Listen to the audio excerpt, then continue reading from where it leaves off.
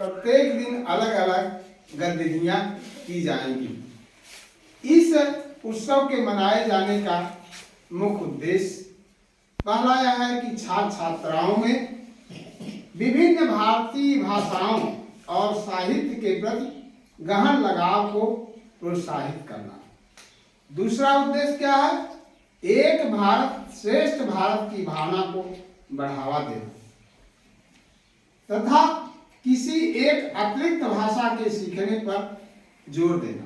जब आप लोग जो है उच्च कक्षा में जाएंगे तो किसी एक अलग भाषा को सीखने का अनिवार्य कर दिया जाएगा कि आपको एक अलग भाषा, जैसे कोई तमिल वहाँ पंजाब में है तो वहाँ पंजाब भाषा को सीखना जरूरी है, तमिल में है वहाँ तमिल भाषा को जानना जरूरी है।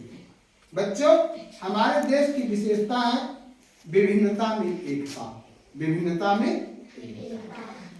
हमारे देश के अलग अलग राज्यों में अलग अलग भाषाएं बोली जाती हैं, तो कहीं की भाषा अलग, कहीं की भाषा अलग। राष्ट्रीय एकता को कायम करने के लिए जरूरी है कि हमें विभिन्न भाषाओं की जानकारी हो, तभी हम उनके विचारों को जान सकेंगे। इसीलिए यह उत्सव मनाया जा रहा है।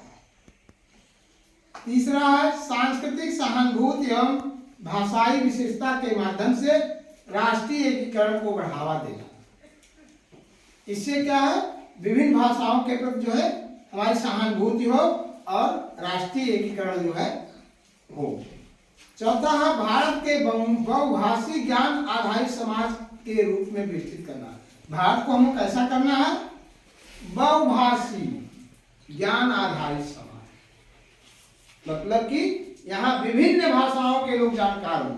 इसीलिए आप लोगों को हिंदी पढ़ाई जाती है, संस्कृत पढ़ाई जाती है, अंग्रेजी पढ़ाई जाती है। कितनी भाषा पढ़ाई जाती है?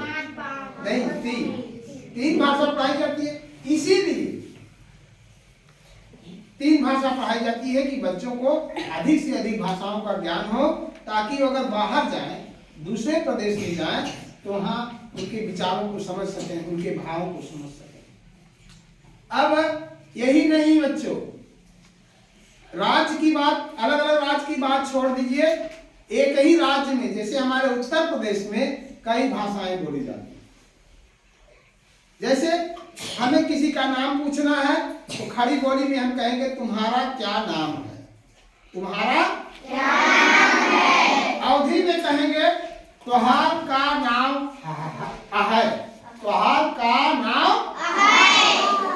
ब्रज भाषा में कहेंगे बच्चों तिहारो कहा नाम है? तिहारो कहा नाम है। और बुंदेली जो झांसी सी क्षेत्र में है, वहां कहेंगे तुम्हार नाम का है? तुम्हार नाम का है। मतलब एक ही है, हम किसी का नाम पूछ रहे हैं लेकिन अलग अलग जगह अलग अलग तरह से हम इसे कहेंगे। बच्चों, किसी त्योहार को अलग अलग भाषाओं में हम अलग अलग तरह से बोलते हैं। जैसे आपका सामने आने वाला त्योहार कौन सा है? मकर संक्रांति। मकर संक्रांति। हमारे उत्तर प्रदेश में इसे मकर संक्रांति कहेंगे या खिचड़ी कहेंगे। हम इसे बिहार में तिल संक्रांति कहेंगे। क्या कहेंगे? तिल संक्रांति। क्यों कहेंगे? क्योंकि इसमें तिल खाया जाता है। तिल क्यों खाया जाता है? ठंडक ज्यादा रहती है, गर्मी के लिए, शरीर में गर्मी करता है। और गुजरात और राजस्थान में और बढ़िया से कहते हैं उत्तरायण। क्या कहते हैं? उत्तरायण। क्यों कहते हैं? क्योंकि खिचड़ी के दिन ही सूर्य जो है उत्तरायण हो जाते हैं। इस समय कहाँ है? दक्षिणायन में है। खिचड़ी के बाद कहाँ चले जाएंगे? उत्तरायण। वहां और बढ़िया है। पंजाबी और हरियाणी भाषा में कहेंगे लोहड़ी। इसी त्योहार को पंजाबी और हरियाणा में क्या कहेंगे? लोहड़ी। तमिल में इसे कहेंगे बच्चों पोंगल। तमिल में क्या कहेंगे? पोंगल। और असम में कहेंगे बिहू। क्या कहेंगे? बिहू। त्योहार एक ही है। एक ही त्योहार के नाम को हमारे पूरे भारत में अलग अलग भाषाओं में अलग अलग तरह से बोलते हैं। तो